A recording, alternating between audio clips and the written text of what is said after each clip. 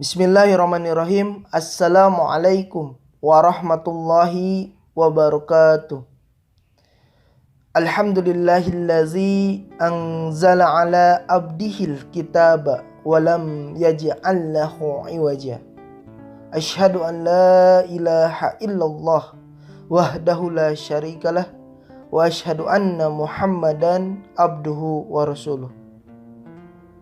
Puji syukur mari kita panjatkan kehadirat Allah Subhanahu wa taala yang mana atas karunia dan nikmat yang telah diberikan kepada kita semua, yang alhamdulillah meskipun pada saat ini dalam situasi pandemi COVID-19 kita masih bisa belajar meskipun melalui video yang sangat terbatas ini.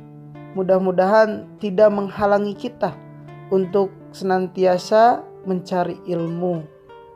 Adik-adik sekalian, SMK 2 LPPM RI Majalaya. Pada pembelajaran kali ini kita akan membahas mengenai bab pertama, yaitu iman kepada kitab-kitab Allah Subhanahu wa taala. Iman kepada kitab-kitab Allah Subhanahu wa taala merupakan rukun iman yang ketiga, yang mana kita sebagai umat muslim wajib untuk meyakini dengan sepenuh hati bahwa Allah Subhanahu wa taala telah menurunkan kitab-kitabnya kepada nabi dan rasulnya, dan yang di dalamnya berisi wahyu dan petunjuk untuk disampaikan kepada seluruh umat manusia yang terdahulu ataupun kepada seluruh umat manusia yang kemudian. Kalau kita lihat kisah-kisah para nabi terdahulu, dari Nabi Adam alaihissalam sampai nabi penutup, yaitu Nabi Muhammad sallallahu alaihi wasallam, Allah Subhanahu wa taala telah mengutus para nabi dan rasulnya untuk datang menyampaikan ajaran Allah Subhanahu wa taala kepada umatnya. Para nabi dan rasul tersebut semestinya kita ketahui adalah manusia biasa, sehingga ketika ajarannya sudah disampaikan, mereka akan meninggal dunia. Sepeninggalan para nabi dan rasul, kehidupan umat manusia mengalami pergeseran dan ada yang mulai meninggalkan ajaran yang disampaikan oleh nabi dan rasulnya. Banyak ajaran-ajaran yang ditambah-tambahkan atau dikurang-kurangkan, sehingga ajaran tersebut menjadi menyimpang dari ajaran yang diajarkan oleh nabi dan rasulnya, yaitu untuk menyembah Allah Subhanahu wa taala. Sehingga Allah mengutus nabi baru, Allah mengutus nabi selanjutnya untuk menyempurnakan ajaran nabi-nabi terdahulu. Dengan diturunkannya kitab suci, umat manusia memiliki pedoman hidup. Al-Quran adalah kitab suci umat Islam yang diwahyukan Allah Subhanahu wa taala melalui malaikat Jibril yang diturunkan secara berangsur-angsur atau mutawatir kepada Nabi Muhammad sallallahu alaihi wasallam. Perlu kita ketahui, Al-Quran adalah mukjizat Nabi Muhammad sallallahu alaihi wasallam yang terbesar dan abadi di antara mukjizat-mukjizat lainnya. Yang mana mukjizatnya itu dari zaman Nabi Muhammad SAW sampai zaman kita sekarang.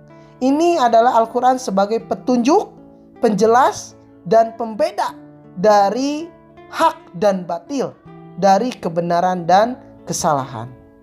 Ini sebagai penuntun umat manusia untuk selalu dalam jalan kebenaran. Seperti diriwayatkan dalam hadis riwayat Hakim, taraktu fikum amroini ma in tamassaktum bihima lan tadillu abada, kitaballah wa sunnata rasulih. Ini kata Rasulullah dalam hadis tersebut, kutinggalkan untukmu 2 perkara pusaka, kalian tidak akan tersesat selama berpegang teguh kepada keduanya, yaitu Al-Quran dan As-Sunnah Rasulnya. Kemudian dalam hadis lain dijelaskan, hadis diriwayatkan oleh Hudzaifah bin Yaman. Ketika itu Hudzaifah bin Yaman pernah mendengar Rasulullah SAW pernah berkata, kata Rasulullah, kelak pada suatu masa akan terjadi perpecahan dan perselisihan sepeninggalan beliau. Kemudian aku pun bertanya kepada Rasulullah SAW, wahai Rasulullah SAW, apa yang Paduka perintahkan kepadaku jika aku menjumpai hal ini, ya Rasulullah? Kemudian Rasulullah pun menjawab, pelajarilah kitab Allah Subhanahu wa Ta'ala dan amalkan, karena itu solusinya. Lalu aku pun bertanya 3 kali dengan pertanyaan yang sama, dan Rasulullah pun menjawabnya 3 kali dengan jawaban yang sama, yaitu pelajarilah kitab Allah Subhanahu wa Ta'ala dan amalkanlah, karena itu kunci keselamatan. Jadi dalam hadis ini ya, Rasulullah meramalkan bahwa kelak pada suatu masa akan terjadi perpecahan dan perselisihan ya ketika Rasulullah sudah wafat. Nah, akhirnya ini ada seorang sahabat yang bertanya, apa yang harus aku lakukan ya Rasulullah? Kata Rasulullah, maka bacalah Al-Quran dan amalkanlah. Tuh, itu adalah kunci keselamatan kata Rasulullah. Sehingga dalam hadis lain dijelaskan, khairukum ang ta'allamal Qur'an ma'allama. Sebaik-baik kamu adalah orang yang belajar Al-Quran dan yang mengamalkannya.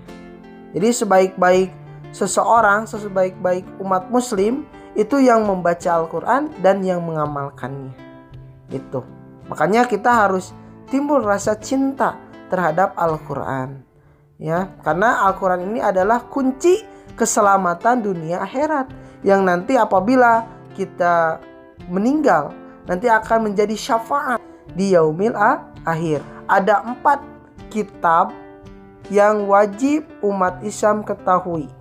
1, kitab Taurat yang diturunkan kepada Nabi Musa alaihissalam. Kemudian yang kedua, kitab Zabur yang diturunkan kepada Nabi Daud alaihissalam.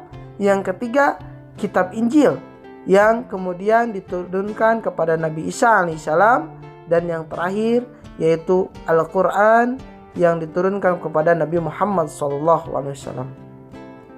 Dalam Al-Quran dijelaskan ya, dalam surat Al-Maidah ayat 48, A'udzubillahi minasyaitonirrajim, Bismillahirrahmanirrahim, wa anjalna ilaikal kitaba bil haqqi musaddiqal lima baina yadaihi minal kitabi wa muhaimina alaihi. Al-ayah. Dan kami telah menurunkan kitab Al-Quran kepadamu Muhammad dengan membawa kebenaran, yang membenarkan kitab-kitab yang diturunkan sebelumnya dan menjaganya. Maka putuskanlah perkara mereka menurut apa yang diturunkan Allah Subhanahu wa Ta'ala, dan janganlah engkau mengikuti keinginan mereka dengan meninggalkan kebenaran-kebenaran yang telah datang kepadamu. Jadi dalam ayat ini menjelaskan bahwa kitab-kitab Allah Subhanahu wa taala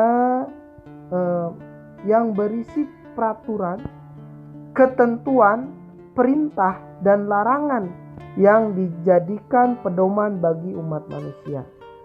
Kemudian nih, kita akan membahas mengenai kitab Taurat. Kitab Taurat berasal dari bahasa Ibrani, ya, yaitu dari kata Torah yang berarti instruksi, ya.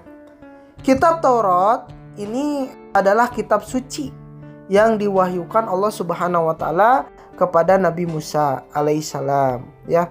Seperti dijelaskan dalam Al-Qur'an surat Al-Isra ayat 2. A'udzubillahi minasyaitonirrajim. Bismillahirrahmanirrahim. Wa ataina Musal kitaba wa ja'alnahu hudal libaini Israila alla tattakhidhu min duni wakila. Dalam ayat ini dijelaskan bahwa Allah Subhanahu wa taala telah menurunkan kitab Taurat kepada Nabi Musa untuk petunjuk bagi Bani Israel, ya. Dan janganlah kamu sekali-kali mencari pelindung selain Allah Subhanahu wa taala. Kalau zaman sekarang, kitab Taurat ini merupakan bagian dari Torah, Nabin dan Kutubin. Torah, Nabin dan Kutubin ini terdapat dalam kitab suci agama Yahudi yang disebut dengan Bible, ya. Jadi ajaran Nabi Musa itu ada di dalam Bible, yaitu dalam agama Yahudi. Isi pokok kitab Taurat dikenal dengan 10 hukum, ya, dengan 10 hukum atau 10 firman. Yang mana dalam isi kitab tersebut berisi asas-asas keyakinan, yaitu akidah, dan asas-asas kebaktian, yaitu syariah. Nah, asas-asas tersebut yaitu pertama, mereka percaya tiada Tuhan selain Allah Subhanahu wa taala. Yang kedua yaitu jangan menyembah berhala. Yang ketiga, jangan mempersekutukan Allah Subhanahu wa taala. Yang keempat, sucikan hari Sabtu. Jadi ada kepercayaan menyucikan hari Sabtu. Yang kelima, hormati kedua orang tuamu. Yang keenam, janganlah membunuh. Yang ketujuh, janganlah berzina. Yang kedelapan, janganlah mencuri. Yang kesembilan, janganlah bersumpah palsu, ya, atau berdusta. Yang kesepuluh, janganlah menginginkan milik orang lain. Ya, itu ajaran kitab Taurat. Kemudian yang kedua yaitu kitab Jabur. Kitab Jabur ini atau kata Jabur, ya. Kata Jabur ini berasal dari kata bahasa Arab, yaitu Jabara Yajburu Jabur, yang berarti menulis. Makna aslinya adalah kitab yang tertulis. Kemudian dalam bahasa Ibrani, ya, ini disebut dengan mizmar, yaitu nyanyian-nyanyian rohani. Ya, jadi beda lagi, ya. Kalau dalam bahasa Arab artinya menulis, kalau dalam bahasa Ibrani itu Jabur ini disebut dengan mizmar. Mizmar ini artinya itu nyanyian-nyanyian rohani, ya. Sehingga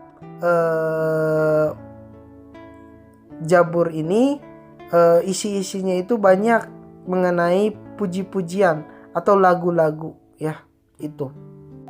Kitab Jabur ini diturunkan kepada Nabi Daud alaihissalam, ya, untuk memberi petunjuk kepada kaum Bani Israel, ya, itu. Sehingga dijelaskan dalam Al-Quran surat An-Nisa ayat 163. A'udzubillahi minasyaitonirrajim. Bismillahirrahmanirrahim. Inna auhayna ilaika kama auhayna ila nuhi wan nabiyina min ba'di. Al-ayah. Ayat ini menjelaskan bahwa Allah Subhanahu wa taala telah menurunkan wahyu kepada nabi-nabi, yaitu nabi-nabi sebelumnya, yaitu Nabi Ibrahim, Ismail, Ishak, Yakub, dan Isa, Ayub, Yunus, Harun, hingga sampai kepada Nabi Daud. Nah, kitab Zabur ini berisi mengenai kumpulan ayat-ayat yang dianggap suci. Ada 105 surah dalam kitab Zabur ini yang tidak mengandung hukum-hukum, tetapi hanya berisi nasihat-nasihat, hikmah, pujian, dan sanjungan kepada Allah Subhanahu wa taala. Makanya dalam bahasa Ibrani ya, Zabur ini adalah nyanyian-nyanyian rohani. Secara garis besar, nyanyian-nyanyian rohani terdiri atas 5 macam, yaitu nyanyian pertama ya, nyanyian untuk memuji Tuhan. Kemudian yang kedua, nyanyian perorangan sebagai ucapan syukur. Kemudian yang ketiga, ratapan-ratapan jamaah. Yang keempat, ratapan dan doa individu. Dan yang kelima, nyanyian untuk raja. Kemudian selanjutnya adalah kitab Injil. Kitab Injil diwahyukan oleh Allah Subhanahu wa taala kepada Nabi Isa seperti yang dijelaskan dalam Al-Qur'an surat Al-Hadid ayat 27. Untuk tugas, coba kalian tulis apa yang kalian pahami mengenai materi yang tadi Bapak sampaikan pada video ini. Minimal 2 paragraf, kemudian dikumpulkan, ditulis di buku catatan, kemudian nanti dikirim ya lewat web, atau kalau tidak bisa lewat web, bisa lewat WA Bapak ya. Selamat mengerjakan. Mungkin cukup sekian dari Bapak. Mudah-mudahan bermanfaat. Hada wallahu yar'ana wa yahfadona. Walhamdulillahi rabbil alamin. Wassalamualaikum warahmatullahi wabarakatuh.